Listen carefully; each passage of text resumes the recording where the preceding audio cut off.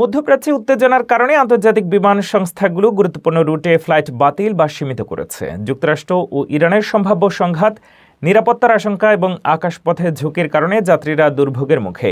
Air France, KLM এবং Lufthansa নিয়মিত পরিস্থিতি পর্যবেক্ষণ করছে এবং সতর্কতা জারি করেছে।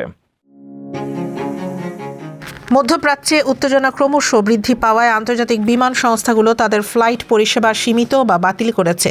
যুক্তরাষ্ট্র ও ইরানের মধ্যে সম্ভাব্য সামরিক সংঘাতের আশঙ্কায় KLM, লুফথানসা ও এয়ার ফ্রান্স ইরান, ইরাক ও উপসাগরীয় দেশগুলোর আকাশপথ এড়িয়ে চলেছে।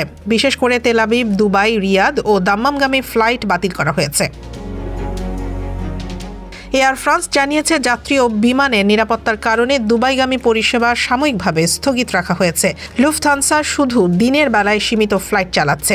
যুক্তরাষ্ট্র ইতিমধ্যেই মধ্যপ্রাচ্যে শক্তিশালী সামরিক উপস্থিতি পাঠিয়েছে, যার মধ্যে রয়েছে USS আব্রাহাম লিঙ্কন ও গাইডেড মিসাইল ডেস্ট্রয়ার। বিশেষজ্ঞদের মতে ইরানের সাম্প্রতিক সরকার বিরোধী বিক্ষোভ দমন এবং যুক্তরাষ্ট্রের সামরিক প্রস্তুতি মধ্যপ্রাচ্যের নিরাপত্তা পরিস্থিতি জটিল করছে। বিমান সংস্থা ও প্রশাসন নিয়মিত পরিস্থিতি পর্যবেক্ষণ করছে। যাত্রীদের জন্য সতর্কতা জারি করা হয়েছে, তবে চলতি সপ্তাহেও ফ্লাইট ব্যাহত থাকার সম্ভাবনা রয়েছে। এই অবস্থায় আন্তর্জাতিক ভ্রমণকারীদের ভ্রমণ পরিকল্পনা পুনর্বিবেচনা করতে বলা হচ্ছে।